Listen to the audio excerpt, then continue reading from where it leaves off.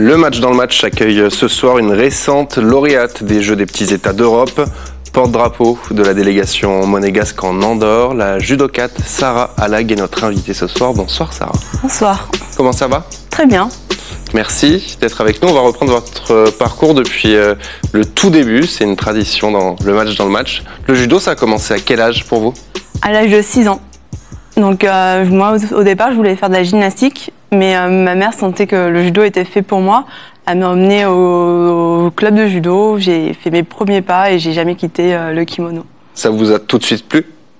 J'ai adoré. Qu'est-ce qui vous a attiré dans le judo? La bagarre. Donc, ah oui? Ouais, la possibilité de faire des combats, la possibilité de pouvoir sauter, se pousser, tirer sur des vêtements, se jeter par terre sans se faire mal et dans les règles. Plus jeune, est-ce que vous avez pratiqué d'autres sports?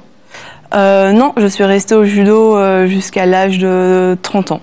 Donc j'ai fait du judo de 6 ans à 30 ans sans autre sport. Rien d'autre, vous parliez de la gym, mais au final, c'était une idée, c'est tout. C'était une idée, un désir au tout départ. Et puis ça a été judo. J'ai commencé par 2 cours par semaine, ça m'a plu. J'ai fait 3 cours. J'ai été m'entraîner dans d'autres clubs pour avoir le plus de cours possible et j'ai poursuivi comme ça. Est-ce que quand vous étiez jeune, il y a un de vos combats qui vous a marqué? Tous. Quand j'étais jeune, je combattais contre des garçons. Donc à chaque fois, j'étais contente de pouvoir gagner des garçons. C'est une fierté, ça, quand on est une petite fille, de pouvoir battre les jeunes garçons? Oui, et puis dans les sports de combat, il n'y a pas forcément beaucoup de féminines. Et encore plus à mon époque, au départ où j'ai commencé le judo. Donc non, c'était chouette de pouvoir gagner les garçons. Donc vous êtes licenciée à Monaco depuis 2006, c'est ça? 2006, oui. Comment est-ce que vous êtes retrouvée en principauté? En 2007, la principauté a organisé les Jeux des petits États. Et le judo club avait pour désir d'avoir une équipe féminine. Donc Marcel Pietri, l'entraîneur, m'a proposé d'intégrer l'équipe féminine. Une grande figure, Marcel Pietri, du judo monégasque. Et oui. Avec son fils, Loïc. Loïc, oui, qui est un peu plus jeune que moi et qui a fait champion du monde. Je me suis entraînée à ses côtés et c'était vraiment chouette. Il y a une passation. Marcel arrête, Loïc arrive. Il a commencé il y a quelques mois, oui. Je crois, Loïc. Oui, ben moi j'ai fait prof de judo avec Marcel et maintenant je suis avec Loïc les mercredis après-midi avec les petits. Il a bien été formé, Loïc? Tout à fait. Et il continue à apprendre parce que de toute façon dans le judo on apprend tous les jours. Donc, Vous dites que vous entraînez. C'est quelle catégorie d'âge notamment? Moi je fais plutôt les pitchouns de 4 ans à 8-9 ans. Voilà. Après, quand il faut dépanner le club, j'entraîne aussi les plus grands et même les adultes, mais je suis plus centrée sur les petits. Ça vous plaît de transmettre? Oui, c'est vraiment une passion. Moi, j'ai tout appris du judo, donc j'essaye de leur transmettre tout ce que j'ai appris. Il y a quelques semaines, vous avez donc disputé vos 9e Jeux des petits États d'Europe. C'est une compétition que vous connaissez désormais par cœur, en fait. Presque. Presque, parce que je viens de fermer la boucle, j'ai fait tous les pays. Donc il me manquait Andorre. Et en Andorre, vous étiez donc porte-drapeau aux côtés de Théo Andan pour la cérémonie d'ouverture. Comment est-ce que vous l'avez vécu, cette soirée? Exceptionnel. Ça a été vraiment un très grand honneur, beaucoup de stress, de se dire qu'il y a toute une délégation qui nous suit. À un moment donné, je me suis retournée, j'ai vu 150 personnes derrière moi, j'ai eu un petit peu un coup de pression. Mais non, c'était exceptionnel. On parle de la soirée, mais il y a aussi la journée avant. Est-ce que le stress monte au fil des heures? Oui. Déjà, il y a eu l'annonce dimanche matin au moment du départ. Je m'y attendais pas du tout. Est-ce que ça, vous n'aviez aucune information avant? Non, ça a été vraiment une très grande surprise. D'ailleurs, quand mon nom a été cité, j'ai mis du temps avant de réagir que c'était moi. Il n'y a pas eu un coup de fil? Pas du tout. Ni du côté des athlètes, ni du côté des entraîneurs. Et c'est une chose à laquelle vous avez déjà pensé dans votre vie? Pas forcément pour cette édition, mais pour une des éditions précédentes? C'est vrai qu'on voit souvent des porte-drapeaux. Enfin, à chaque compétition, chaque jeu des petits États, il y a l'annonce des porte-drapeaux. Ça fait le tour un peu des sports. Le judo avait été annoncé déjà 2 fois, donc jamais je me serais dit c'était moi. Pour la première fois lors de ces Jeux des petits États d'Europe en Andorre, vous avez remporté l'or individuel. Est-ce que c'est le plus beau souvenir de votre carrière? Ça fait partie de l'un des plus beaux souvenirs de ma carrière, ouais. Avec lesquels? Les premiers Jeux à Monaco, par exemple, où l'accueil à Monaco était grandiose. Le village olympique sur un bateau de croisière, l'organisation vraiment exceptionnelle. Racontez-nous un petit peu cette journée en Andorre où vous devenez championne des petits États d'Europe. Je commençais en demi-finale. Alors, nous, le judo, mine de rien, ça commence la veille. Ça commence pas le jour de la compétition, parce qu'on a la question du poids, la pesée. Donc, j'ai fait mon premier combat qui a été le poids, que j'ai gagné. Donc, le buffet la veille, pas pour vous? Eh non, j'ai regardé les autres manger. C'est comme ça fait partie des sacrifices, mais ça en vaut la peine. Donc, premier combat de gagner la veille, et ensuite, après la pesée, on s'est rattrapé. Et le matin de la compétition, je me suis levée tranquillement, un bon petit déjeuner, et puis c'est parti. J'étais dans ma compétition dès le début. En partant en Andorre, c'était l'objectif d'aller chercher l'or?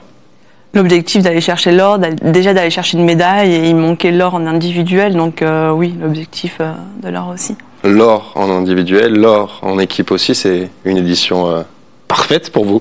Tout à fait. Porte-drapeau de médaille d'or, c'est vraiment... je pourrais pas rêver mieux. Ah bah non. Qu'est-ce que vous retenez de ces Jeux des petits États? Tout, mais surtout l'ambiance, la cohésion d'équipe, la solidarité entre nous... mais entre nous dans le judo, mais aussi avec les autres sports.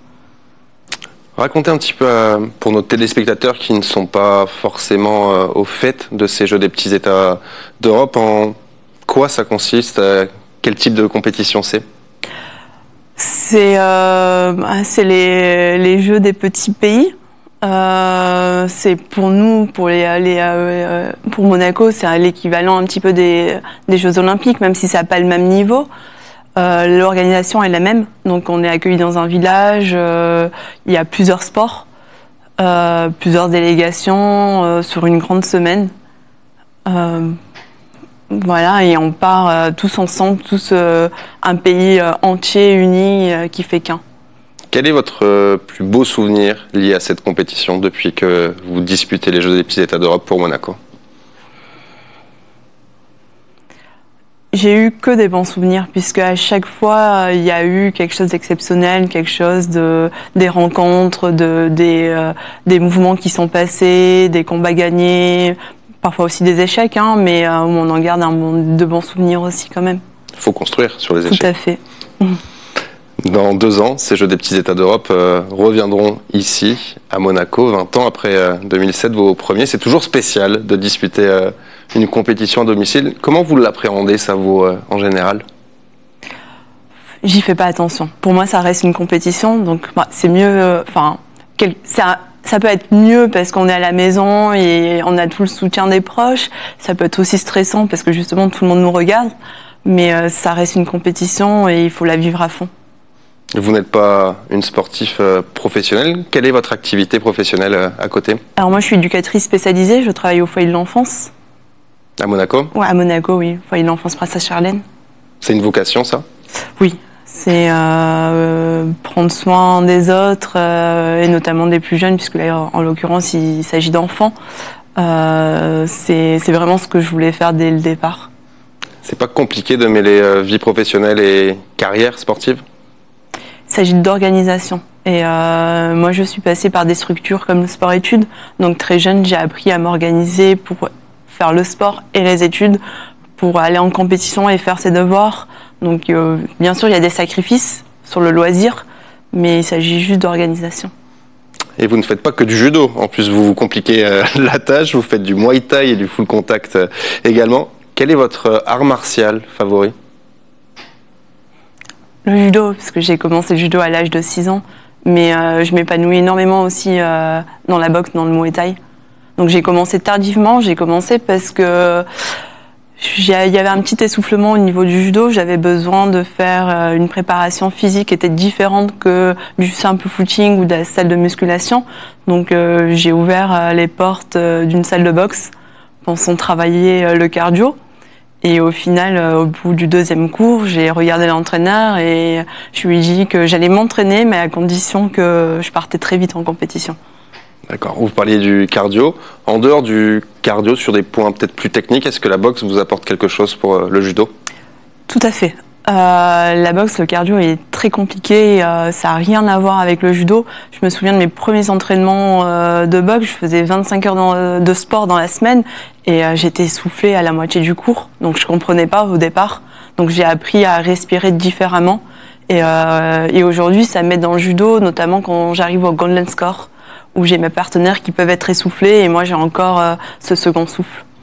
Vous disiez en début d'entretien que c'était la bagarre qui vous avait attiré dans le judo. C'est ce qui vous plaît le plus dans les sports de combat? Tout à fait. C'est de pouvoir se battre, mais combattre, mais dans les règles, avec du respect. Parce que à la fin du combat, sur le tatami ou sur le ring, on est adversaire, mais à la fin du combat, on se salue et en dehors du tatami, on est copains.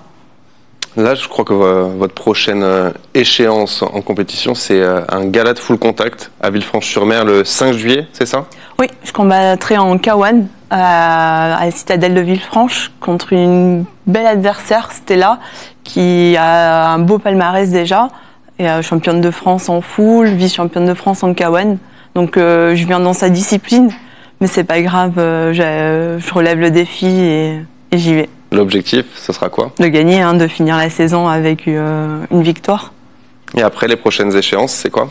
Peut-être sans discussion à la rentrée de passer en professionnel dans le monde de la boxe, donc en Muay Thai. Voilà, et puis j'ai déjà des combats, des galas qui sont prévus dès octobre. Et en judo, repartir sur une saison, on repart au mois d'août en stage, en international en Espagne. Et vous vous entraînez à la Blackout Academy, c'est bien ça? Oui. Parlez-nous un petit peu de cette académie. C'est un club qui a une dizaine d'années, un petit peu plus, qui est vachement chouette, familial, un bel esprit de fraternité. Bon, il y a beaucoup de garçons, pas beaucoup de filles, mais ils m'ont accueilli avec bienveillance et ils n'hésitent pas à me rentrer dedans pour me faire progresser. Quel rôle vous jouez dans cette académie?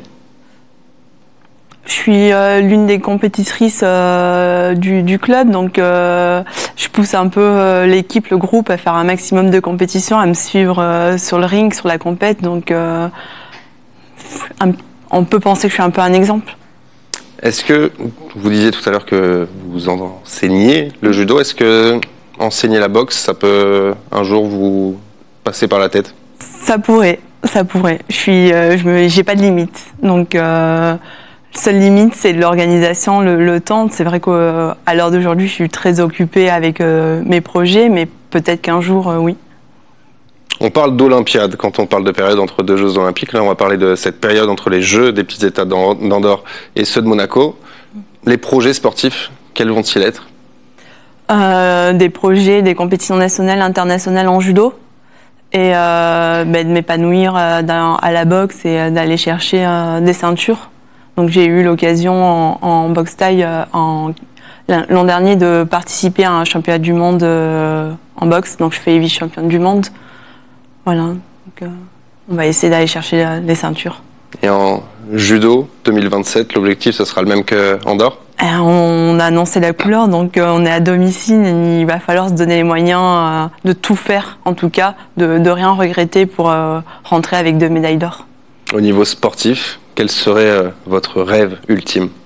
J'en ai pas. Il n'y a pas de limite. En fait, c'est étape par étape. J'avance.